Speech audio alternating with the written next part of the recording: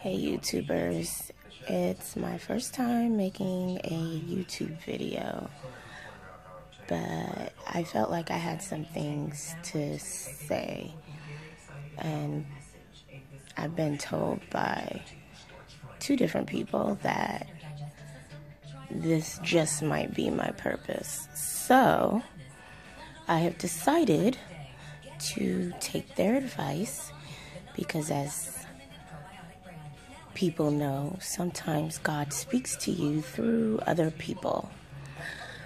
My name's Fatu, and I have sickle cell anemia.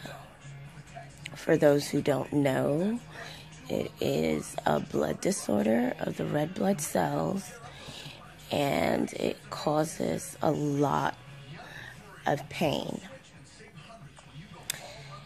And not only that, your organs can fail throughout time, your bones can deteriorate throughout time, and it's a lot.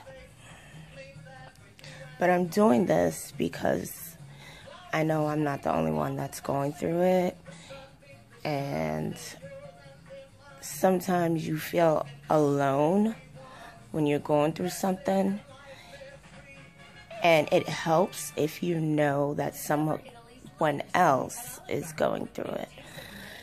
So I'm going to tell you a little bit about my story and how it's been having sickle cell disease, also known as sickle cell anemia, and how life has been just living with it.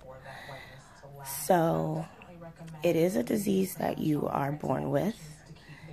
You cannot catch it. It is genetic. Both your parents have to have the trait. And then there's depending if they have the trait or have the disease, it could be anywhere from a 25% chance to a 50% chance of you getting the disease. So, I was born with the disease, obviously, like I just said. And from the time I was born up until about 8 years old, I was pretty much in and out of the hospital on a monthly basis. So much so that when I did start getting sick again, the doctor actually remembered me and asked my mother if this was the same kid or child, because then I was a teenager, from back in the day when she was always in ICU and not doing great. And my mom was like, yeah, that's her. And he literally told her, like, I didn't think she would make it to this age. So, through God, everything is possible. I did make it to that age, and now I am 33, about to be 34. So, from 8 till about 15, almost a full, it was almost 8 years, because I literally was a few months away from my 16th birthday. I got sick in December, and ever since then, I've been in and out of the hospital. Thanks to my current doctor, it's a little bit less, but I am still in and out of the hospital. And best doctor I've ever had, but that's a subject for another time. So,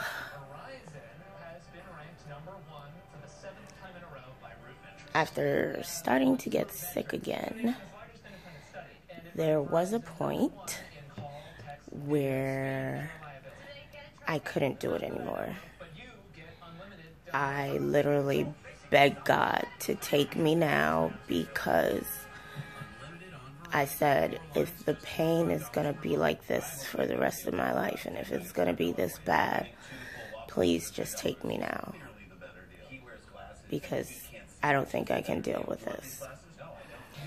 And that was the first time I ever saw my dad crying.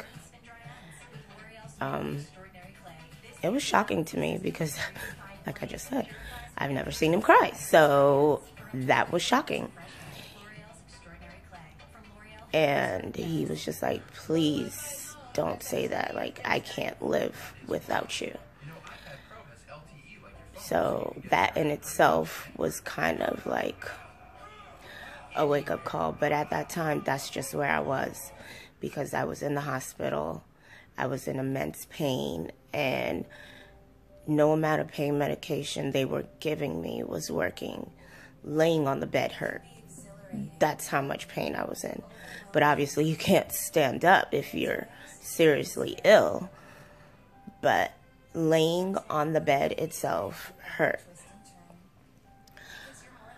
So fast forward a little bit, you know, living life, and after, because as you get older, you have to find an adult doctor. So after being with Children's Hospital till right about when I was 20, and this is the one in the DMV area, I found a doctor who at the time my mom and I, we both went to visit, asked some questions, you know, voice our concerns and stuff like that. And at the time, seemed like a great doctor. So, excuse me, I just burped, sorry. So, at the time, he seemed like a great doctor, and I decided to go with him. And he was one of the doctors on the list that Children's Hospital gives you, as far as doctors that you can switch to or transition to. So I went to him, and